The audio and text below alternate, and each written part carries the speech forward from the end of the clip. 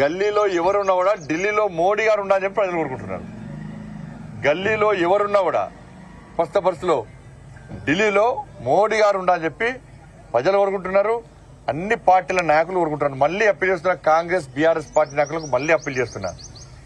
ఢిల్లీలో తిరిగి ఏర్పడేది నరేంద్ర మోడీ గారి ప్రభుత్వం. ఇక్కడ ఎక్కువ సంఖ్యలో భారతీయ జనతా పార్టీకి సంబంధించిన పార్లమెంట్ సభ్యులు గెలిస్తే ఎక్కువ నిధులు వస్తాయి. మనం తెలంగాణ రాష్ట్రాన్ని అభివృద్ధి చేసుకోవాలి. బీజేపీ కార్యకర్తలైనా, బీఆర్ఎస్ పార్టీ కార్యకర్తలైనా, కాంగ్రెస్ పార్టీ కార్యకర్తలైనా అసెంబ్లీ ఎన్నికలు అయిపోయినాయి. ప్రజలు తీర్పిచ్చారు. దాన్ని శిరసావహించగలం కూడా ప్రజాస్వామ్యవాదం మేము. కాబట్టి ఇప్పుడు పార్లమెంట్ ఎన్నికల్లో బీజేపీ పార్లమెంట్ సభ్యులు గెలిస్తే ఎక్కువ నిధులు వస్తాయి.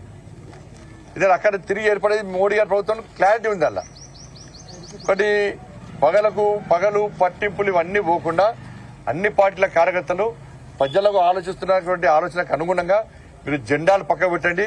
భారతీయ జనతా పార్టీ గెలిస్తే ఇవాళ మనకు నిధులు వస్తాయి. మన తెలంగాణ రాష్ట్రం అభివృద్ధి చేస్తుంది. ఇట్లా ఆలోచించాలని చెప్పి కోరుతా ఉన్నాను నేను. బీఆర్ఎస్ లేదే. బీఆర్ఎస్ ఏడు చెప్పరాదు. ఇప్పుడు బీఆర్ఎస్ సింబల్ మీద ఎంపీగా పోటీ చేయడానికి ఎవరైనా సిద్ధంగా ఉన్నారా? 17 మంది పేర్లను 24 hours అనౌన్స్ చేయమని చెప్పండి. మా దాంట్లో పోటీ ఉంది, వాళ్ళ పోటీ లేదు. ఎంపీ ఎన్నికల్లో పూర్తి స్థాయిలో భారతీయ జనతా పార్టీ గెలవబోతుంది. నాకు తెలిసి కాంగ్రెస్ పార్టీ నుంచి ఎమ్మెల్యేలను కొనుగోలు చేయడానికి కేసీఆర్ ఆల్రెడీ ప్లాన్ చేస్తున్నాడు. ఆల్రెడీ చాలా మంది కాంగ్రెస్ పార్టీ నాయకులు కేసీఆర్ తో టచ్ లో ఉన్నారు. ఈ పార్లమెంట్ ఎన్నికల తర్వాత కేసీఆర్ ఏదైనా చేయొచ్చు. ఎందుకంటే కాంగ్రెస్ పార్టీలో కేసీఆర్ కోవట్లు చాలా మంది ఉన్నారు. వాళ్ళతోని ఆల్రెడీ బేరసారాలు సాడేసిండు.